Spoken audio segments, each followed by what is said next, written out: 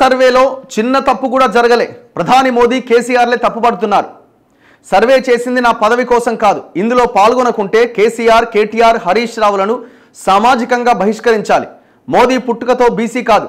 SC వర్గీకరణ కుల సర్వేపై presentation కార్యక్రమంలో ముఖ్యమంత్రి రేవంత్ రెడ్డి. చివరి రెడ్డి సీఎంను నేనే అయినా పర్వాలేదు. మా నాయకుడు రాహుల్ గాంధీ ప్రజలకిచ్చిన మాట నిలబెట్టుకునేందుకు రాష్ట్ర కులగణన పూర్తి చేశాం. రాష్ట్రానికి నేను ఆఖరి రెడ్డి సీఎంనైనా పర్వాలేదు. త్యాగాలకు సిద్ధపడే కులాల లెక్కలు పక్కాగా తేల్చాం.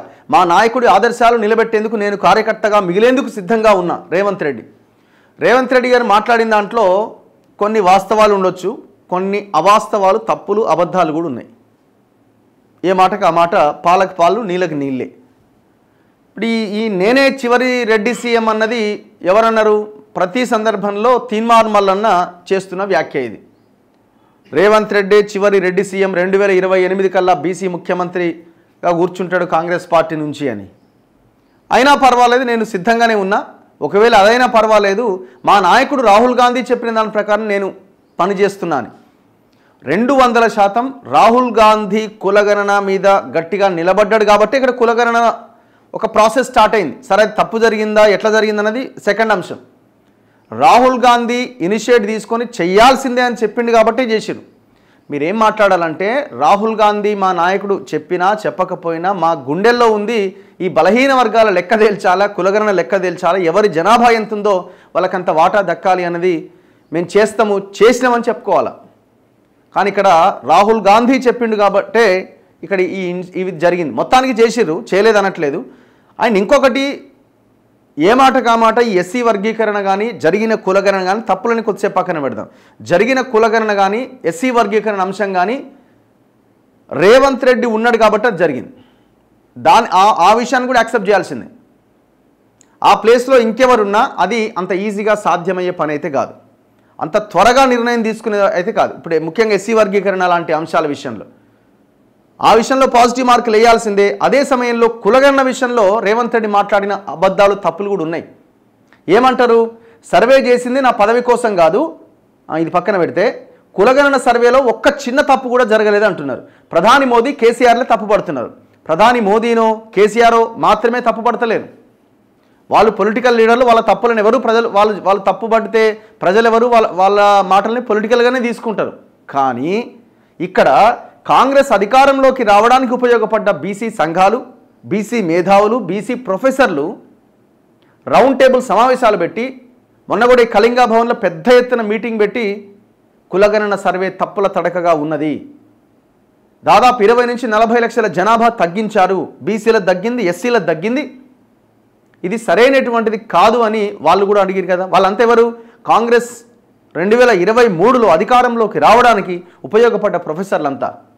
మరి వాళ్ళకి సమాధానం చెప్పాలి కదా. వాళ్ళేమి మోదీ ట్రాప్లోనూ కేసీఆర్ ట్రాప్లోనూ పడట్లేదు కదా. మీకంటే తెలివికల్ల వాళ్ళంతా ఒక మంచి ఐడియాలజీ ఉన్నోళ్ళు అండ్ దట్టు వాళ్ళంతా బీజేపీకి వ్యతిరేకంగా ఉన్న ఐడియాలజీ ఉన్న వాళ్ళే. పోనీ వాళ్ళు ఏమైనా బీజేపీ అనుకోవడానికి కూడా వీల్లేదు, కేసీఆర్ అనుకోవడానికి వీల్లేదు. కేసీఆర్కి వ్యతిరేకంగా పెద్ద ఎత్తున ఫైట్ చేసిన వాళ్ళే. మరి వాళ్ళు కూడా తప్పు అంటున్నారు కదా. తప్పు జరిగిందని తప్పని ఒప్పుకోండి.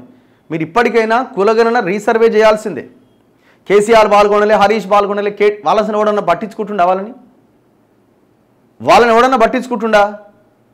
సామాజిక బహిష్కరణ జనం చేసి పడేయండి. వాళ్ళ సామాజిక బహిష్కరణ ఏనాడో చేసిరు జనం. 2018లో గెలిచిన సంవత్సరం తర్వాతనే వాళ్ళని బహిష్కరించారు జనం.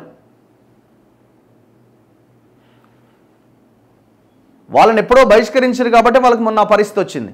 వాళ్ళని ఇంకా భయంకరంగా బహిష్కరించారు కాబట్టే ఎంపీ ఎలక్షన్లో గుండు సున్నా ఇచ్చారు. కానీ మీరేం చేస్తున్నారో ప్రజలకు చెప్పండి. వాళ్ళని ముందు పెట్టి వాళ్ళకంటే మేము గొప్ప, వాళ్ళని అది చేయాలి, వాళ్ళని ఎవడు పట్టించుకుంటలేడు. మీరు ఏం చేయాలో అది చెప్పండి. కులగణన సర్వేలో తప్పులు జరిగినాయా లేదా? తప్పులు జరిగినాయి. మేము 100% పక్కాగా చేసినామంటే తప్పు.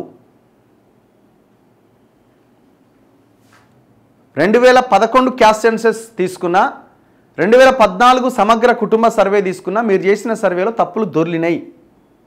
ఒక క్వశ్చన్కి ఆన్సర్ చేయండి. బీహార్లో అక్కడ ఉన్న ముఖ్యమంత్రి ఈ సర్వేలో కొన్ని 100 సార్లు రివ్యూస్లో పాల్గొని ఉంటాడు. మీరు ఎన్నిసార్లు ఈ రివ్యూస్లో పాల్గొన్నారు? ఒక ఆన్సర్ చేయండి. మీ మంత్రులు ఎన్నిసార్లు ఈ రివ్యూస్లో పాల్గొన్నారు? వాళ్ళకి అప్పచెప్పిరు అధికారులకి, వాళ్ళు చేసుకుంటే వెళ్ళిపోయారు. 300 దాదాపు ఒక 200-300 కోట్ల యాడ్స్ ఇచ్చారు కదా మీరు పేపర్లలో అక్కడ ఇక్కడ. ఒక్క యాడ్ అయినా కులగణన మీద ఇచ్చిరా?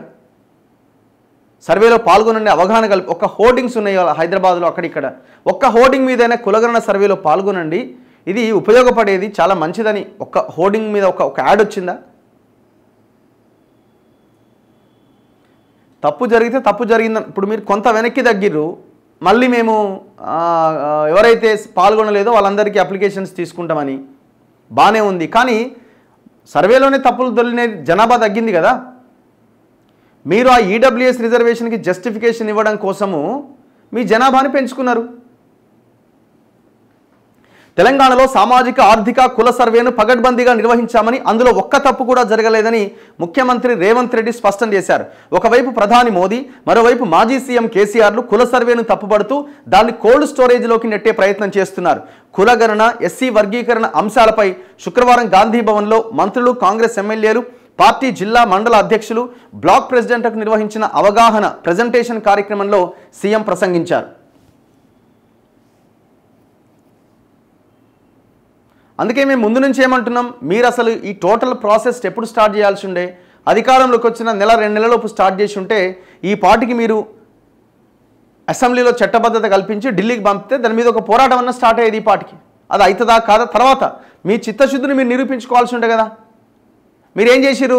ఇప్పుడు నిన్న మొన్న ఫైట్ జరగకపోయి ఉంటే మీరు మళ్ళీ వెనక్కి తగ్గి లేదు మేము అసెంబ్లీలో బిల్లు పెడతాం, 42% రిజర్వేషన్ చట్టబద్ధత తీసుకొస్తామని ప్రకటన వచ్చి ఉండేదా?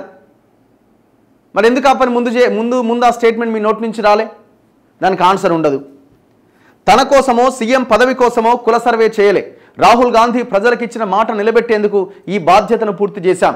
వెనుకబడిన వర్గాల సంక్షేమం కోసం కాంగ్రెస్ ప్రభుత్వం తీసుకుంటున్న నిర్ణయాలను తప్పుపడితే బీసీలే నష్టపోతారు.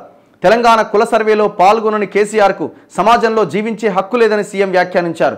సర్వేలో వివరాలు ఇవ్వని కేసీఆర్, కేటీఆర్, హరీష్ రావుల ఇంటి ముందు మేలుకొలుపు డప్పు కొట్టాలని బీసీ సంఘాలకు పిలుపునిచ్చారు. ఆ నాయకులు 2వ విడత సర్వేలో కూడా పాల్గొనకపోతే సామాజిక బహిష్కరణ చేయాలంటూ కాంగ్రెస్ పార్టీ సమావేశంలో తీర్మానం చేశారు. ఎస్సీ వర్గీకరణ కోసం త్వరలో చట్టం చేయబోతున్నట్టుగా ప్రకటించారు. సాహసోపేతమైన నిర్ణయాలు. ఎస్సీ వర్గీకరణ, కుల సర్వే నిర్ణయాలు సాహసోపేతమైనవి. కానీ కొన్ని రాజకీయ పార్టీలు అపోహలు సృష్టించి తప్పుల తడక అంటున్నాయి. ఇలాంటి అబద్ధాలు ప్రచారం చేస్తే ఆ పార్టీలకే నష్టం. ఈ సర్వే జరగకూడదని మోదీ, కేసీఆర్ కలిసి కుట్ర చేస్తున్నారు. ఎవడు కుట్ర చేసినా, ఎవరు ఏం చేసినా బీసీలు వాళ్ళు అంతగా ఏం సైలెంట్గా ఏం లేరు. అర్థమైందా? అది కాంగ్రెస్ కుట్ర చేసినా, ఇంకో నాయకుడు చేసినా, ఇంకొకరు చేసినా. నేనేమంటున్నా, వెరీ సింపుల్ అండి. ఇప్పుడు రాబోయే రోజుల్లో మీరు కార్పొరేషన్ పదవులు ఇవ్వబోతున్నారు, రైట్? మీరు అంటున్నారు కదా జనాభా ప్రాతిపదికన వాటా కోసమే కులగణన అని చెప్తున్నారు కదా. కార్పొరేషన్ పదవుల్లో ఇంతవరకు బీసీలకు ఇచ్చినవన్నీ, ఎస్సీ ఎస్టీలకు ఇచ్చినవన్నీ, ఇప్పుడు నెక్స్ట్ మిగిలిన ఇవ్వబోతున్నాయన్నీ. చలో లెక్క తేల్చండి. అరే మొన్న జరిగిన ఎమ్మెల్సీ క్యాండిడేట్ లిస్ట్లో కూడా మళ్ళీ అక్కడ ఓ బీసీకి ఇచ్చి ఉంటే అయిపోయేది కదా. తీవ్రమైన ఆరోపణలు ఉన్న మల్లారెడ్డి గారికే టికెట్ ఇచ్చారు కదా. మరి మీరు మాట్లాడుతున్న దానికి చేస్తున్న దానికి ఏమైనా పొంతనున్నదా? ఇప్పుడు 6 మంత్రి పదవులు ఖాళీలు ఉన్నాయి.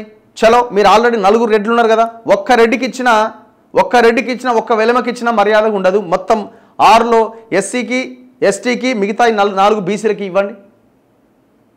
దమ్ముందా? చేయగలుగుతారా? లేదు మళ్ళీ ఇంకా 6లో 2 రెడ్లకు రావాల్సిందే. ఆల్రెడీ 4 ఉన్నారు కదా. మీ జనాభా ఎంత? దీనికి మాత్రం ఆన్సర్స్ ఉండవు. కేసీఆర్ వన్నీ కాకి లెక్కలే. ఇతర రాష్ట్రాల్లో అనుభవాలు పరిగణలోకి తీసుకొని ఎలాంటి పొరపాట్లు జరగకుండా కుల సర్వే పూర్తి చేశాం.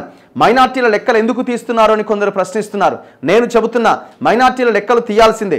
బీసీలో ఈ కేటగిరీ కింద వారికి చట్టబద్ధమైన 4% రిజర్వేషన్లను సుప్రీంకోర్టు ఇచ్చింది. కుల సర్వేలో ముస్లింలతో కలిపి బీసీలు 56.33%గా లెక్క తేలింది. కానీ కేటీఆర్ అవగాహన లేకుండా ఇష్టానుసారంగా మాట్లాడుతున్నారు. ఆనాడు కేసీఆర్ చేసిన సర్వేలో వివరాలన్నీ కాకి లెక్కలే. అవి ఇప్పటికీ ప్రభుత్వం వద్ద ఉన్నాయి. ఎస్సీ ఉపకులాలు 59 ఉంటే 82 అని అప్పటి సర్వేలో పేర్కొన్నారు. రాష్ట్రంలో 16 లక్షల మంది వివిధ కారణాలతో సర్వేలో పాల్గొనలేకపోయారు. సర్వేలో 96.9% మంది ప్రజలు వివరాలు ఇచ్చారు. మిగతా వారు జనజీవన స్రవంతిలోకి వచ్చి కుల సర్వేలో పాల్గొనాలి. మోదీ బీసీ కాదు, ప్రధాని మోదీ పుట్టుకతో బీసీ కాదు, లీగల్లీ కన్వర్టెడ్ బీసీ. 2001కి ముందు ఆయనది అగ్రవర్ణమే. మోదీ బీసీ అయితే ఇన్నాళ్ళు కులగణన ఎందుకు చేయలే? చిత్తశుద్ధి ఉంటే జాతీయ జనగణనలో బీసీ కులగణనను కూడా చేపట్టాలి. సర్వే ద్వారా అధికారిక లెక్కలు ఉంటే సామాజిక రిజర్వేషన్లు పెంచుకోవచ్చు. సుప్రీంకోర్టు కూడా బీసీ రిజర్వేషన్ల కోటాకు మించి పెంచాలి అని చెప్పొచ్చు. కానీ సర్వే వివరాలపైన ఆరోపణ చేస్తూ బీసీలకు నష్టం కలిగించాలి అని చూస్తున్నారు. ఎస్సీలో మాదిగ ఉపకులాలకు 9.75%, మాల ఉపకులాలకు 5.25% రిజర్వేషన్ కల్పించాం. సో ఢిల్లీకి పోతున్నాడు మళ్ళీ రేవంత్ రెడ్డి జాతీయ నాయకులను కలవడానికి. మరి దేనికోసం అన్నది తెలియదుగా. సో ఇట్లా నిన్న ఆయన స్పీచ్ నడిచింది.